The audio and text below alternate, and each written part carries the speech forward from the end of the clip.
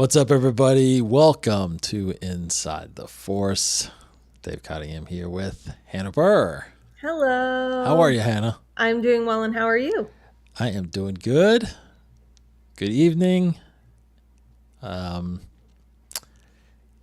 a little slow still in the Star Wars world here. I've got some things we can try to pull and talk about a little bit. We did unfortunately lose a Star Wars actor, which we will talk about a little bit too. But first and foremost, as always, thanks to our patrons for sticking with us in this slow period, especially. I actually did a Force reaction video to the loss of this person on Patreon. So if you're interested in joining Patreon and seeing some extra content, please go to patreon.com/InsideTheForce and check that out. All the tiers there. Thanks again, seriously, to all of our contributors there and supporters there. We definitely appreciate it. And speaking of, on our last episode, which was it a couple weeks? We didn't do last week, right? No, we didn't. I had a late night shoot, and That's you were right. in Cincinnati. I was. Yeah. What was I doing? Oh, I went to the Reds game. That's right. There you go. It was my brother-in-law's birthday, Aw. and his wife teaches, so like she couldn't stay out late. He was like, I need somebody to go. I'm like, okay, I'll go. I'm from there. I love the Reds, so I was about to say, oh, twist my arm. I know, right? So we went up there. Let's see. Thrawn mentioned on our last episode where we talked about Matt Smith, possibly being cast as the villain in Star Wars Starfighter. Right. He says Matt Smith's a great casting choice, especially for a villain. I don't watch Doctor Who, but he was great in the Crown series and House of Dragons, so slowly getting more excited for this movie. Thanks again to you both. May the Force be with you. Yeah, we mentioned that. He's definitely a great actor. Yes. And we also put out a council sessions. Me and Martin talked about the legacy of George Lucas and how that will live on. In fact, I was going to get you to answer that question, so maybe you can answer it on this episode. Oh boy. Because we kind of talked about how this generation, like my kids' generation, all they know is Disney owns Star Wars, and it's Disney Star Wars. It's not George Lucas's Star Wars, Right. So, how will his memory, like 10 years from now, are people even going to really know that Lucas was the reason we have Star Wars? So we kind of debated about that a little bit, and Martin brought some good points, and my big question is how will it, how will his legacy live on? Because if we don't do certain things or make certain things or create certain things, people will start to probably forget, that he was involved. Martin did try to, not try, but he mentioned he tried to compare it to, Walt. But I was like, I don't think that's comparable, because you go to Disney World, you see statues of Walt Disney. That's how his legacy is. Even if Disney for some reason gets sold to another company or something like that, like Apple or Amazon or something that buys them, there's always going to be, I feel like there's always going to be a statue of Walt Disney at Disney World. So it's like one of them things, like I was trying to say, like, how does one remember George if he doesn't have anything? I was mentioning how Disney, it'd be nice if they actually did something like that. Like they created an area in Disney that kind of, I thought it'd be cool if they did like some animatronic like they did with Walt or something like that. And I kind of told the story about how he wrote this kind of started writing this thing in film school, and then couldn't go, went to all these studios and pitched this thing, and no one wanted to buy it. And then finally, he got somebody at I can't remember his name. I think his name was Alan something. Finally, at 20th Century, said, "Okay, I don't know what this thing is, but I'll try it." Gave him like whatever it was, $20 million to go make episode 4. So anyway, that story is pretty awesome. I think it needs to be preserved, and it is out there, but it's so old now. Again, it's one of the things where my kids don't even know exists. So anyway, what do you think? Any thoughts there yet? I think his name will still live on. I really do, because Lucasfilms, it's Disney Plus and Lucasfilms. Yeah. And then also, let's not even get started about how he invented ways to bring cinema to life even more. Like he has done things that we implement now. What is it called? Lucas. But see, not even like Industrial Light and Magic that we were talking about. Yes. But like, I think even my generation, there's half the people don't even realize he actually created that. I know, but I feel it's very tough. It is very tough, and I feel like in cinema history classes, they should teach what he did, but his legacy will continue to live on because of Lucas. That name, Lucasfilm. People are going to wonder, who's Lucas?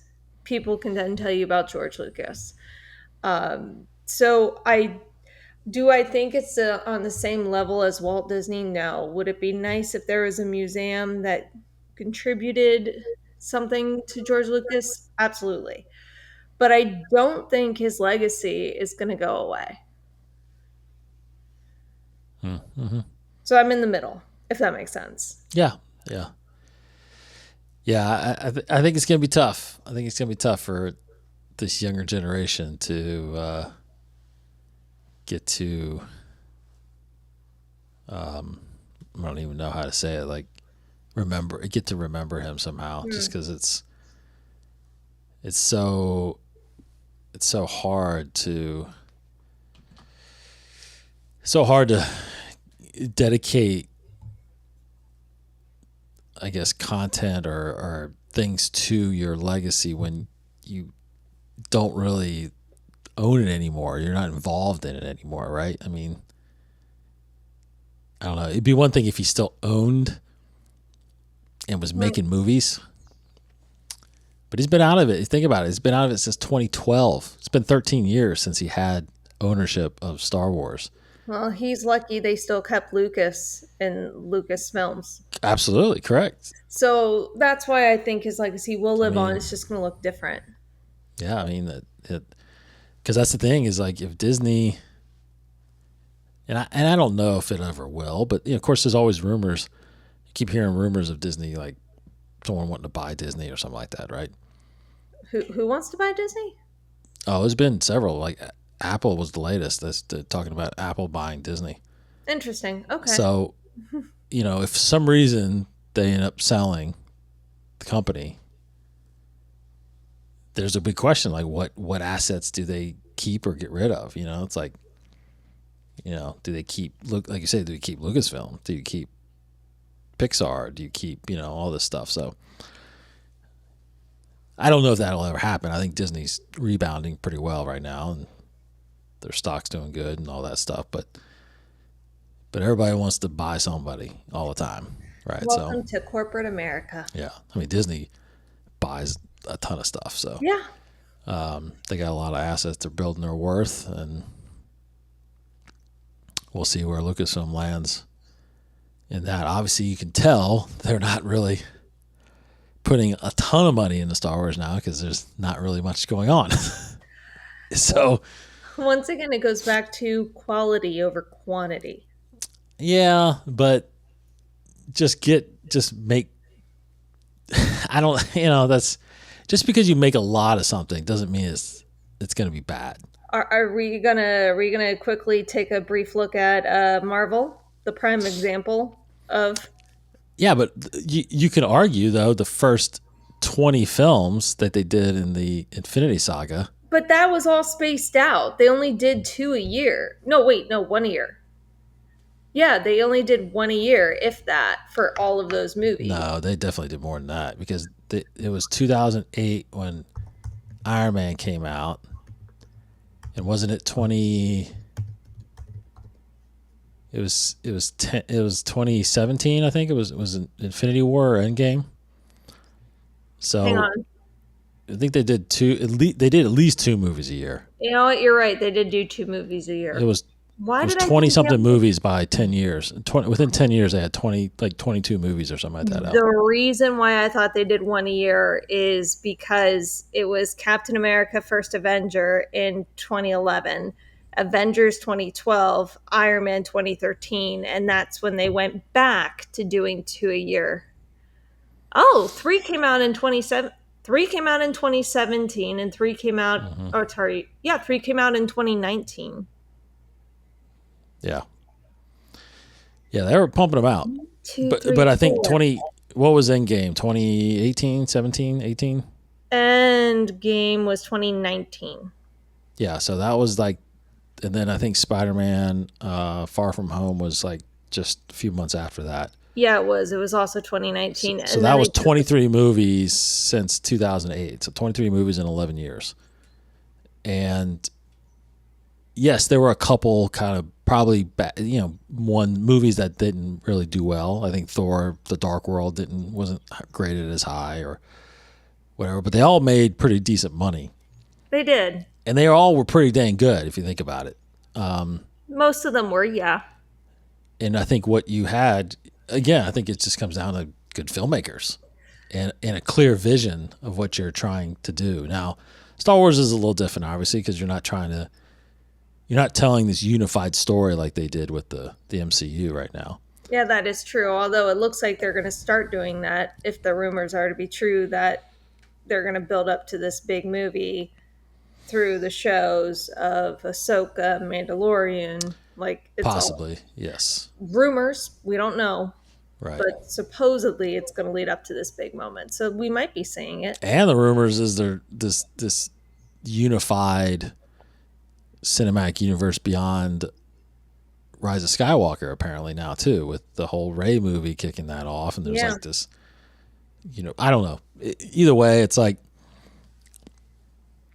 what I'm saying is that you could have done. I mean, we were getting only 1 movie a year for the first 5, right? So like Episode 7 came out, then Rogue One, Episode 8. So I mean, you had 1 a year, which to me does, again, like you just said, MCU was doing 2. 1 a year doesn't seem like a lot to me, especially when it's not the same filmmakers. That's true. I mean, I think that could, if you didn't have quality, people could argue that because some people thought it was really good. You could have you can't have quality doing 1 movie a year. I mean, come on. It's you just got to get better filmmakers, I guess. But I mean, that's so subjective too, right? I mean, like I think J.J. Abrams is a great filmmaker. I think he did decent. I mean, maybe they didn't sit well with a lot of fans, but the sequel trilogy made a ton of money. It did. It absolutely did. Force Awakens. Solo was the only one that did make money. Huh? What? I said Solo was the only one that really didn't make money. Yeah, didn't The Force Awakens break records? Oh yeah, it's still like top 5, I think, all time. Yeah. I mean, even Rogue One made close to $1 billion. So it's like one bad one like Solo, which I think suffered because of the whole Episode 8 thing. And they moved the release, too early, and it went up against Infinity War. Yeah, and then they re-edited it and reshot some things. Like, yes. Anyway, I think they need to be putting more out. Basically, more quality stuff. Just get. Anyway, speaking of quality. One of the news bits I wanted to bring up is so we talked about Simon Kinberg, who is working on a Star Wars trilogy himself. Yes. We don't know exactly the time frame Right. when his takes place or whatever. But in a recent interview, he talked about how he is very inspired by what he saw with Andor. Okay. And it's one of the influences of his live action trilogy. Okay. So, nothing really beyond that, regarding what specifically is he inspired by. Is it the time period? Is it the style that it was shot? It was, he basically says, he said, there's a ton of wildly talented folks that want to do great work. I was super inspired and just sort of awestruck by what Tony Gilroy did with Andor. I thought that was it was about as good a science fiction storytelling as you can do in any franchise. So, again, not really specific on what he's inspired by fully, but I would imagine he's talking about the tone of it, the seriousness of it. Yes, I would agree. And the style of it, the way it was shot. Right. Yep, I would agree with that. I hope so, because we would love to have stories outside of the Skywalker saga. Yes. Green. Yeah, I hope it's not the time period. Yes, that's the point I'm getting to. I hope it's not time period. Yeah. Now, this article that I'm reading does point out that Simon Kinberg, even though he's had great success with things like he was the writer for X-Men Days of Futures Past, which was incredible. That was pretty good. But he also was the writer of like the Fantastic Four that didn't do really well. Are you talking about the one that was random that we didn't ask for a few years ago? Or yes. Okay, that one. It had Miles Teller in it. Miles. And Michael B. Jordan. Yes, that one. The one that nobody asked for. Yes, exactly. Yeah, we got it. It is so odd. I've only seen pieces of it, and just the scenes I've seen, I was just very odd.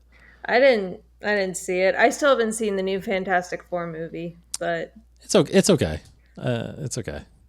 I wasn't blown away by it, but it was there were some good moments to it. Well, you also have our Pedro Pascal in there, so Pedro Pascal was in there. Yes. Kinberg also wrote X-Men Apocalypse and Dark Phoenix, which pretty much ended the X-Men franchise.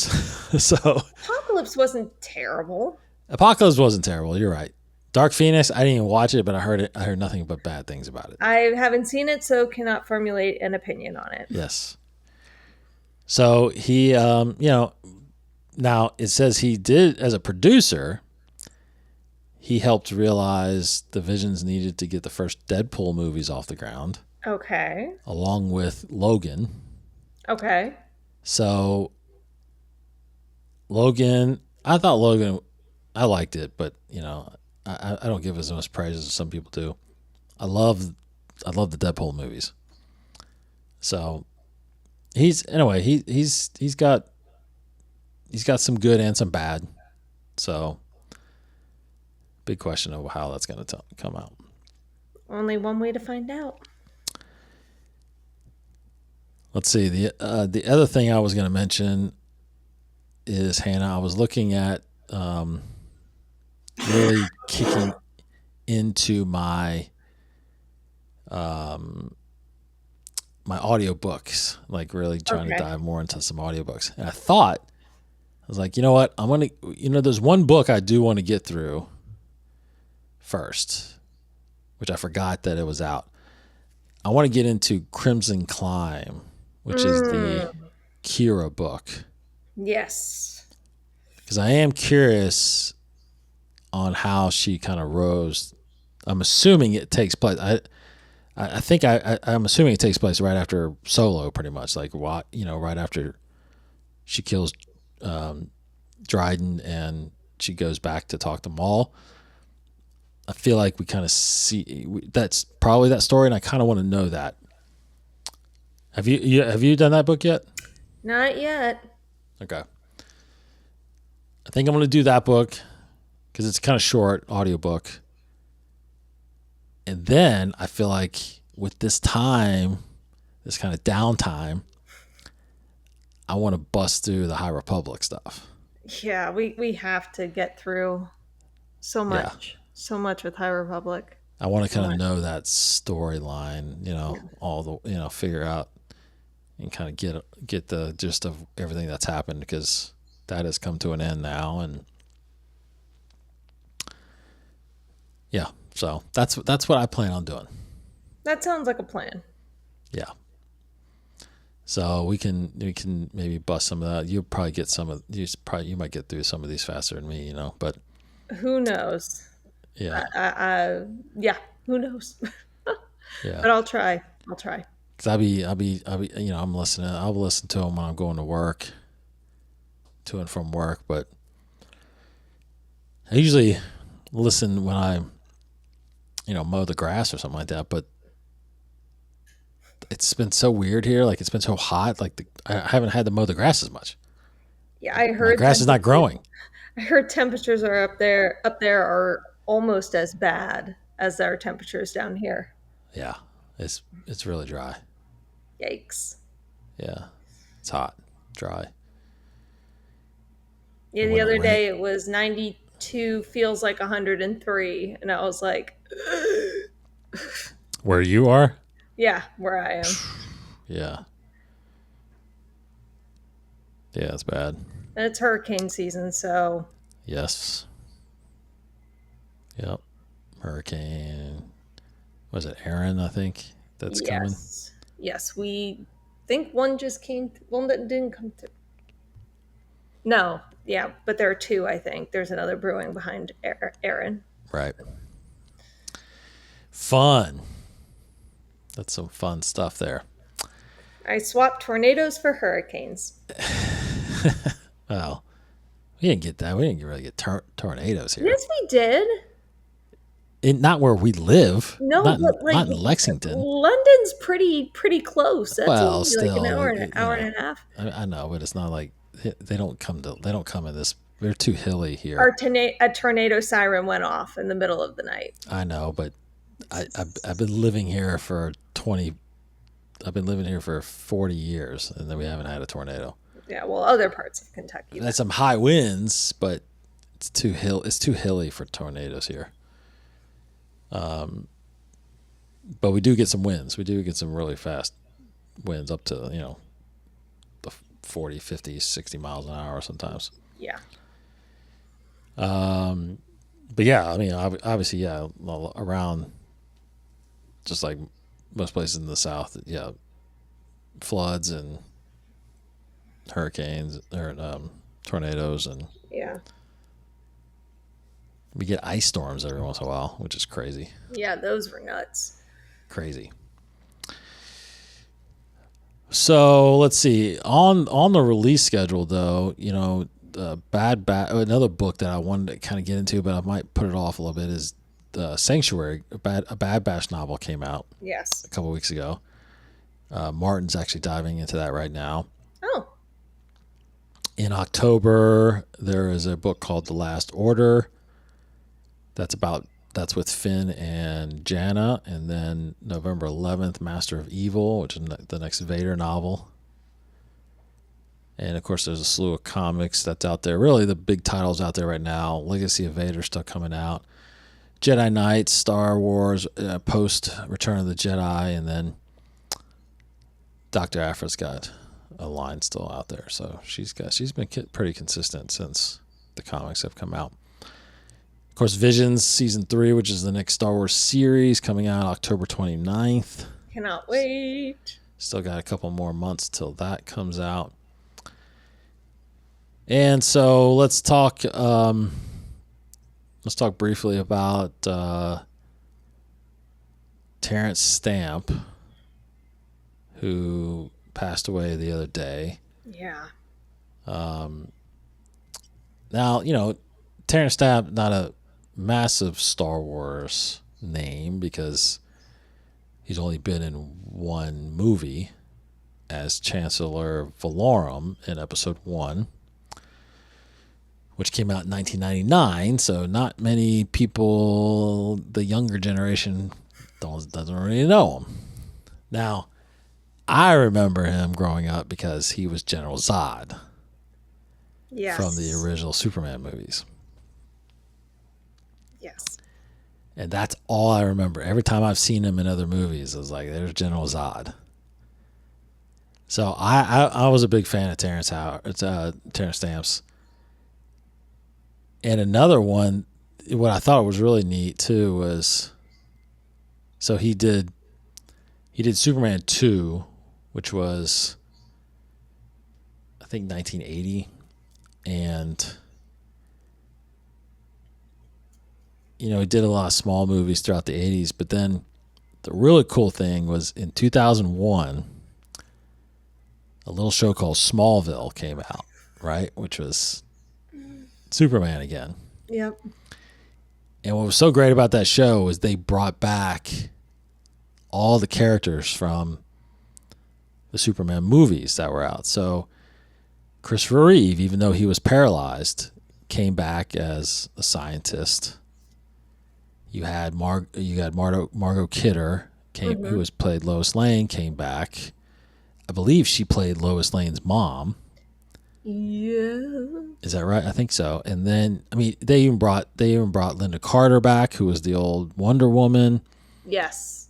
They brought Helen Slater, who played Supergirl. She was Laura, who was Clark's mother, Kal-El's mother. And then, of course, they had Jor-El, played by Terence Stamp. Yes, that's how I know him. I know him from Smallville. Yes. But you had seen him as General Zod, I'm assuming, right? So I saw Smallville first before those older Superman movies. And my husband's like, oh, do you want to know this really, really cool fact? Like, he was General Zod. I'm like, he was? And then we saw it. So, but for me, that's Kal-El's father. Yes. Which was kind of odd for me because I knew him as a villain, right? So right. To see him as Jor-El, I was like, oh, that's pretty cool. But he had the voice for sure. Yeah. For me, like, I saw him in Star Wars Phantom Menace first. Yes. But then, like, that's just who he was in my head. But the one that, if you want to talk about seeing someone as a villain, actually, Jonathan Kent in Smallville, plays a serial killer in Criminal Minds. And that's how I first saw him. So it was so weird to see him. Wow, really? I didn't know that. Yep. He does a great job. He's in a handful of episodes, actually. But that's how I was first introduced to that actor. So that was weird for me. That would be. So he will always be one of the Duke brothers to me. I was a huge fan of Dukes of Hazzard. John Schneider, and I can't remember the co-star, but oh yeah, I watched that all the time with my dad. I didn't even know, like, I couldn't even tell you what any of the episodes were. I just loved watching them drive around and do those jumps. They had those. They always had the car like jumping really high. But yeah, he was a Duke. There was an episode. There was an episode of Smallville where the other Duke cousin came on. I haven't seen Dukes of Hazzard, so I wouldn't know. Oh well. There was an episode of Smallville. Well, he was like his old buddy or something like that, and okay. He came in. And they drove around. Like, he drove in on the General Lee. Like, the type of car wasn't the actual General Lee, but the type of car, and they took it driving. They shot it just like they did Dukes of Hazzard. That's awesome. It was so cool. Smallville is such a good show. Such a great show. Oh my gosh. Amazing. Yeah, I do. I kind of want to rewatch it, but it's so hard because I was telling my daughter about it. I said, because she's starting to really like watch some of these older. She's really starting to get into DC because we went and saw Superman, the new Superman movie. Oh, okay. She's starting getting into DC a little bit, and I said, "Well, you're in high school now. I think you would love Smallville." And so she might start watching that. And I said, you're gonna love it because it's such a good, heartfelt show. And It is. Yeah. And I was thinking of, it's 10 seasons. And I was thinking, what? Yeah, I was like, they did over 200 episodes. They did, and I think the reason why they had to wrap it up was the writer's strike really hurt it. Yeah, it was a great show. That's a lot of episodes. And they're all 40, 42 minutes or whatever. So that's a lot of time. You know that I'm blanking out on the actors, but the actors who played Clark and Tom Welling. Yeah, Tom Welling, and then Lex Luthor. Yeah, Michael Rosenbaum. Do you know of their podcast? Yes. Oh, yeah. Talksville. Yeah, I've listened to some of it. Yeah. Yeah, and they just rewatched the entire show. Yep. Michael Rosenbaum, he has a podcast called Inside of You also. That's really good. Oh. He talks to a lot of just actors, and because he suffered from depression a lot. Yeah. And anxiety and all that stuff. That's how he started this podcast to kind of relieve his anxiety a little bit. And he had people, his buddies on at first, like he had Tom on a few times and Christian Kruk, who played Lana Lang, and but then it just kind of grew, and it's a really big now, and he's got some great people. Like he's recently he had Sam Witwer on there, who plays Maul. Yeah. Yeah, he's got a lot of Star Wars people, Katie Sackhoff. So it's a good podcast to go listen to. He's really like down to earth, normal kind of guy, just trying to get through it. But you're right, Talkville was something him and Tom started, to rewatch the Smallville stuff. So yeah, and he had a good Inside of You episode with Helen Slater, who played Supergirl. Yeah. Anyway, Terence Stamp. Terence Stamp. Yes. Yeah, he's got a huge legacy. Again, not really a big Star Wars one, but a fantastic actor. Chancellor Valorum was interesting too, because I didn't know he was in the movie when I went and saw episode 1. Because you don't see, he's not in the trailer or anything like that. No. And he's only in a handful of scenes when they're on Coruscant. But I remember sitting in the theater on the premiere day and watching, and yeah, he pops up, and obviously I knew exactly who he was, and it's interesting to the first time you actually see a Chancellor ever in Star Wars, and it's Terence Stamp. So, George had a big appreciation for these older actors like Terence. Then, of course, bringing like Christopher Lee in for episode 2. Obviously, he, in the original trilogy, he had, Peter Cushing and Alec Guinness. He just, appreciates long-standing actors and actors that are just really, really good. And, I remember I saw some interviews with Terence about, he kind of said the same things, at least what I remember, he kind of said the same things that Liam Neeson was to say. It was a little difficult sometimes acting with all the blue screen and green screen, because they weren't used to that stuff then, Right. And it was new. Yeah. Especially him. He was an actor in the 70s and 80s, and, you definitely didn't have any of that stuff then. So a little bit, but not what it was for Phantom Menace. Not to the point where George is asking Natalie, hey, run across this path here and pretend something is slamming down and something's swinging here, and there's literally nothing, and she's making it up as she goes. That's different. It's very different. Very different. So Yeah, I mean, I feel like he had a great career, and I'm trying to think of it. I'm trying to think there was. I don't feel like there was really any other stories of him in Star Wars. I think he was just in episode one. Unfortunately, he got pushed out, which opened the door for Palpatine, obviously. Exactly. So, well, he'll be remembered as the last chancellor before the rule of the Empire. Yeah, no kidding. Yeah, I was trying to look up whether. Yeah, yeah, the last chancellor before that, but because I think it was insinuated, right, in episode one, that he was kind of.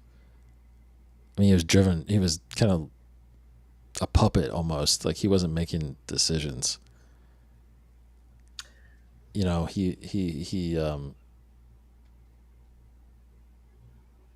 That's what kind of opened the door for Palpatine, right? The bureaucrats kind of Yeah.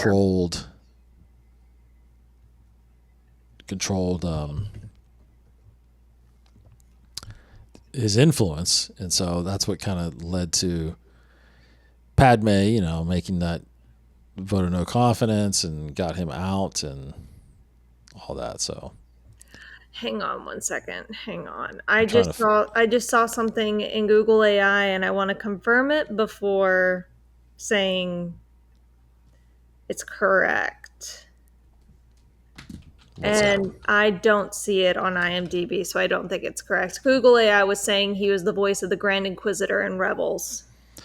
He was not. Jason Isaacs, yes, was the Yes, voice of the Grand that's what I Inquisitor. thought. I just wanted to confirm that because I was like, no, that makes no sense. But no, just goes to Yeah. show Google AI once again incorrect. Yeah, I'm trying to. Okay, yeah, here's what I was looking at. If he was Chancellor Valorum, I don't think he makes any other appearances. I don't think he does either. Not according to IMDb, he does not. Yeah. I was thinking like any other stories, like novels or anything, but all the sources under Chancellor Valorum are all like the encyclopedias and stuff like that. So it doesn't look like he is. There's no other stories about him, which is unfortunate. Yeah, very unfortunate. I mean, there's some, on his Wikipedia, there's some background. He was born on Coruscant, a House Valorum. Oh, okay. If IMDb is to be believed, apparently he declined to appear in Star Wars Episode 2 and Star Wars Episode 3. He declined. Huh. If IMDb is to be believed, Yeah.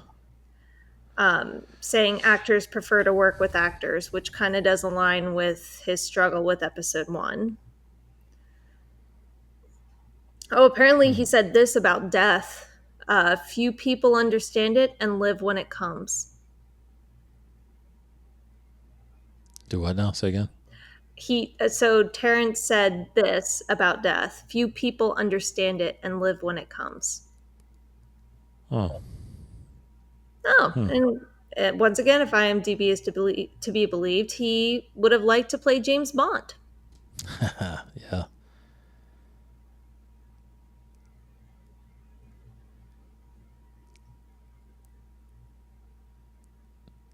Oh, okay. So he does.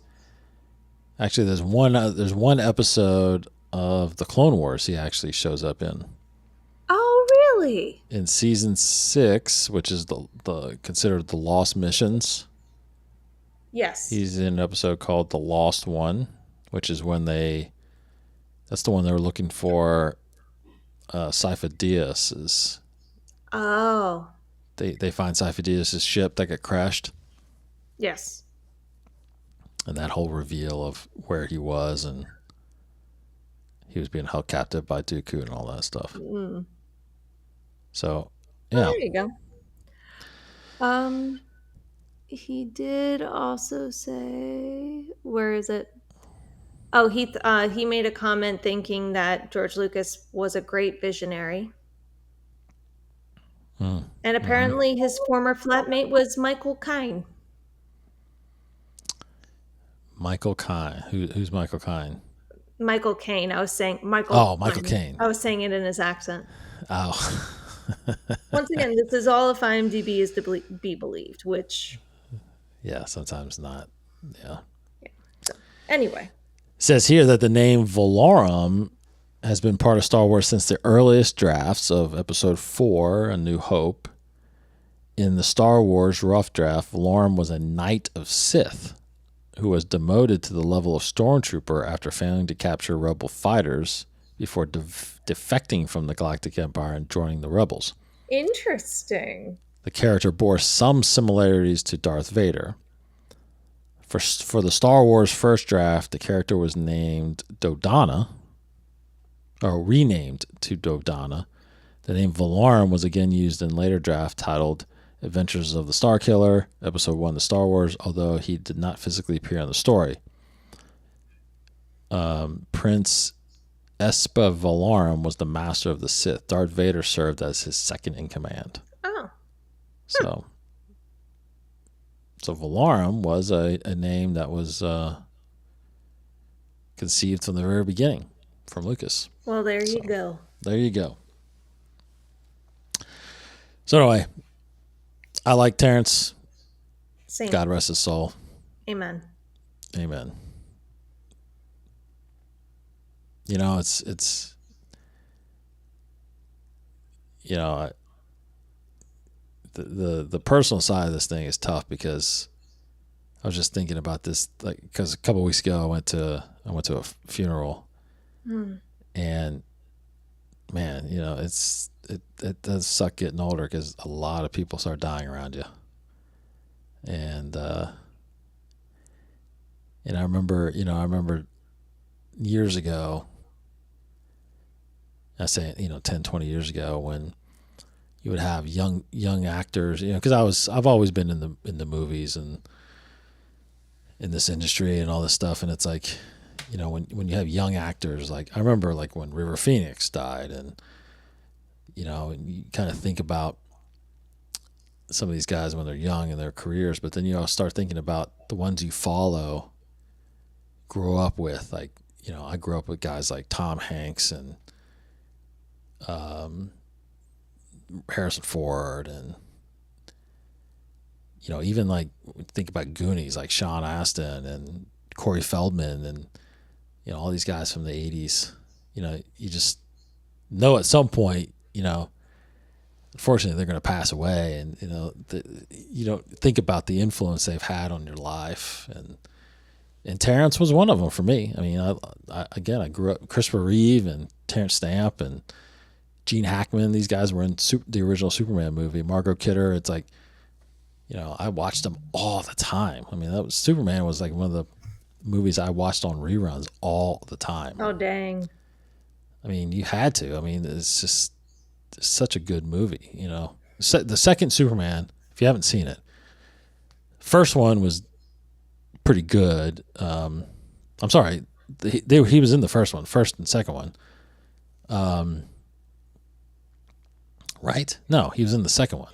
No, he was in the second, Superman 2. Because Superman 1 was Lex Luthor, and like there's like a nuclear missile that Superman sends into space to protect the Earth, and that blast is what destroys the Phantom Zone at the time, and that's what releases Zod, and he comes in Superman 2. But anyway, great movies. Terrence, was a big part of that for me. But just just sucks. Yeah. Just sucks. It does. But that's getting old. That's what getting old means. I guess. Yeah, you're not there yet. Like, I'm getting there. no, you're not getting there. You're not getting there. You were young. You don't even remember Terrence and Superman. so, I wasn't born. no, you were not. You were not even thought about yet. But I'm glad he made it into Star Wars because he's forever, when you're in Star Wars, you're forever cemented as that character, and he will always be Chancellor Valorum. Yes, indeed, he will be. Well, Hannah, I think that's it. I think that's it. Yeah. Again, Star Wars is kind of on a hiatus right now. I think it's safe to say. We'll find things to talk about. You know what's going to happen is they're going to open the floodgates and announce everything at once, and we'll have this 4-hour podcast episode. Well, I'm ready for it. Another thing we got to get back on. Hannah's doing some commentaries.